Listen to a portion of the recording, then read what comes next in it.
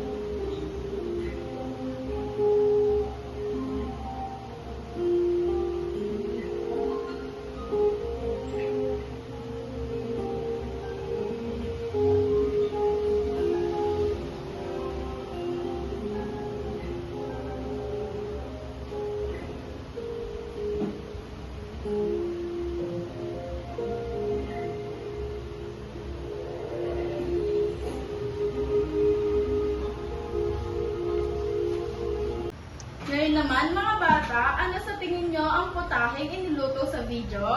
Chapsuy po. Tama! Ano naman ang mga sangkap na inihalo sa sapsuy? Carrots po, tsaka repolyo. Tama! Carrots at repolyo. Ano pa? Meron din pong sayote, tsaka beans. Mahusay! Meron ditong sayote at beans. Base sa pinanood nating video, ano kaya ang tatalakayin natin ngayong araw? May idea ba kayo? Tungkol po sa masusustansyang pagkain. Tama! Ang tatalakayin natin ngayon ay tungkol sa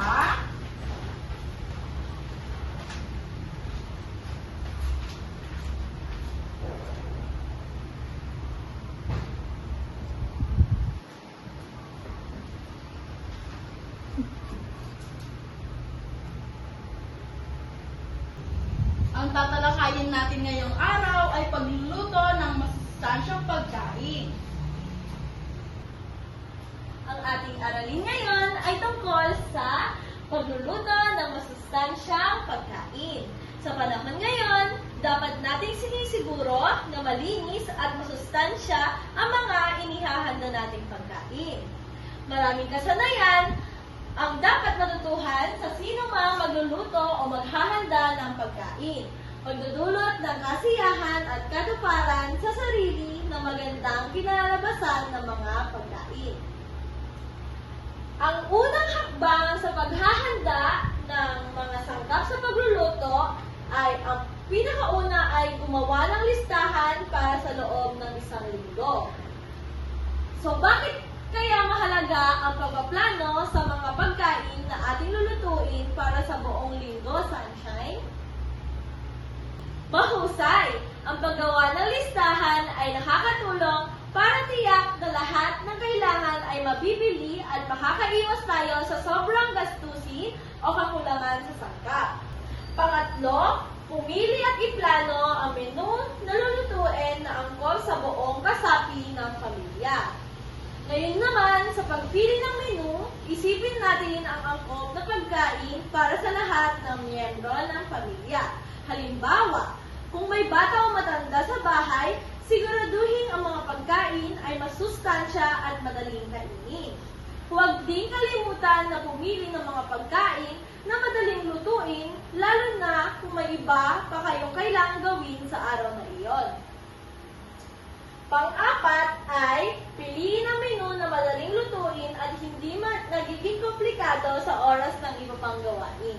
Mahalaga ang paghahanda ng mga sangkap sa pagluluto dahil ito ay nagtitiyak ng kalinisan, nagpapabilis ng proseso, at nakapagpapabuti ng lasa ng pagkain.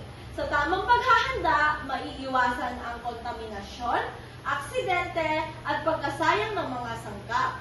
Nakakatulong din ito sa pagkakaroon ng disiplina at kaayusan sa kusina na mahalaga para sa makapagluto ng masustansya at ligtas na pagkain. Lagi nating tandaan na ang maayos na paghahanda ay susi sa masarap at matagumpay na pagluluto. Ngayong alam nyo na ang mga paghahanda ng mga sangkap sa pagluluto, ay tatalakayin naman natin ngayon ay ang tuntuning pangkalusugan at pangkaligtasan sa paghahanda at pagluluto ng mga pagkain. Una, ugaliing maging malinis ang kamay bago magluto. Sa tingin ninyo, bakit kaya mahalagang maging malinis ang kamay bago magluto? Tama, kapag malinis ang kamay, nasisiguro natin ligtas ang pagkain sa anumang kontaminasyon. Ngayon naman, sa pangalawa, malinis, may sapat na liwanag o ventilasyon ang silid-lutuan o kusina. Sa tingin ninyo, bakit kailangan siguraduhin malinis, may sapat na liwanag at may ventilasyon ang kusina? Nika? Eksakto! Ang maayos na ventilasyon rin ay nakakatulong para hindi tayo mahilo sa usok o init habang nagluluto. Ang ikatlong tuntuning pangkalusugan at pangkaligtasan sa paghahanda ng pagluluto ng pagkain ay ang maging maingat sa paggamit ng matutulis at matatalim na mga kagamitan. Paano naman natin maiiwasan ang aksidente sa paggamit ng mga matatalim na kagamitan tulad ng kutsilyo? Napakahusay! Dapat talaga tayong maging maingat, lalo na't maaaring masugat ang mga ganitong kagamitan. Ang susunod naman, iangkop ang temperatura ng paglulutuan para maiwasan ang pagkasunog ng pagkain. Ngayon, paano natin dapat iangkop ang temperatura ng paglulutuan? Sa tingin ninyo, kapag tama ang temperatura, maiiwasan ang pagkasira ng pagkain at ligtas tayong makakapagluto. Habang ang mainit na singaw ay maaaring makapasok, kaya dapat talagang mag-ingat. Ikalima, ilayo ang mukha sa kaldero o kawaling may takip kung iaangat ang takip. Bakit? Para makaiwas tayo sa disgrasya. Ika-anim naman, takpan ang mga sangkap na niluluto. Sa tingin ninyo, bakit kailangan takpan ang mga niluluto? Mahusay, takpan ang mga sangkap at tiyaking maayos ang kalan na gagamitin para masiguro ang ligtas na pagluluto. Sana ay tandaan ninyo ang mga tuntunin ito. Sa ating pagtalakay sa mga tuntunin sa paghahanda sa pagluluto ng masusustansyang pagkain, ay palagi nating tandaan na ang pagiging masinop at maingat sa kusina ay hindi lamang nakakatulong sa masarap at maayos na pagluluto, kundi pati na rin sa kalusugan at kaligtasan ng ating pamilya. Ngayong natapos na ang ating talakayan, ay ipapakita namin sa inyo kung ano ang tamang pagluluto ng adobong sitaw na may tokwa.